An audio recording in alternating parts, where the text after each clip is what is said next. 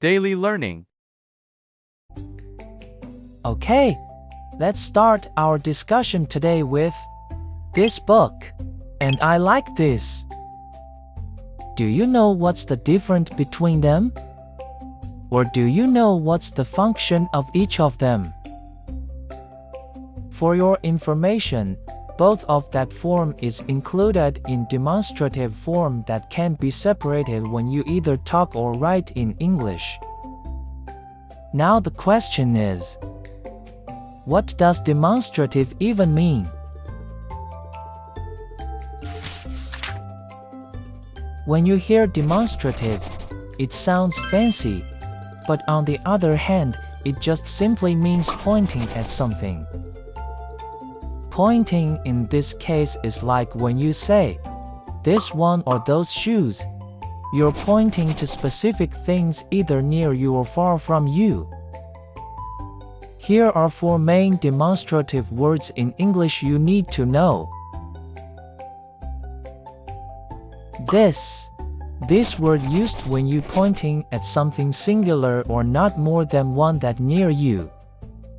That. This demonstrative word is same like this but for something far from you. These. This is used when you want to point at something more than one, or you can say as plural, near you. Those. Use those when you want to point at something plural but the location is far from you. Now, let's talk about the 2 types of demonstrative word. The first one is demonstrative adjectives. A demonstrative adjective comes before a noun and tells you which one. It's like saying, this car or those cookies. You're pointing and naming something at the same time. Use these words when you're chatting with someone and you wanna show or talk about something specific that they don't know about yet. Example: you talk to someone and want to share that the book you read is really interesting. In this situation, you are holding the book and pointing at it. Then say, this book is really interesting. This means you specific talk about the book in your hand which is near you. Here's another example. That movie was so boring. In this situation, you may be pointing at a movie poster to make the point which movie you meant is more specific to avoid misunderstanding, like pointed at a different movie poster. Tip: if the demonstrative word is followed by a noun, it's an adjective. Now we talk about demonstrative pronouns. A little bit different from the previous demonstrative. This one demonstrative does not need a noun after it. It replaces the noun. You're still pointing, but you're not saying what you're pointing at, because people already know what you mean.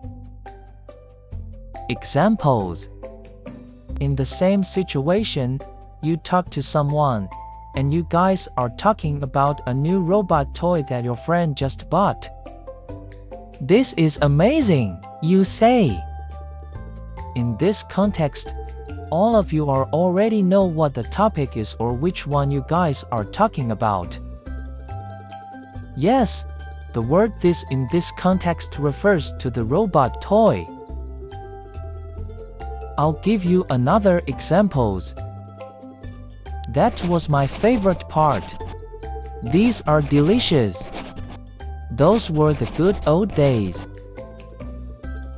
Tip: if the demonstrative word stands alone and replacing a noun, it's a pronoun. Quick memory trick. Adjective. Always with a noun. Think of it like a helper to describe the noun. Pronoun. All alone. Strong on its own. It stands in place of the noun.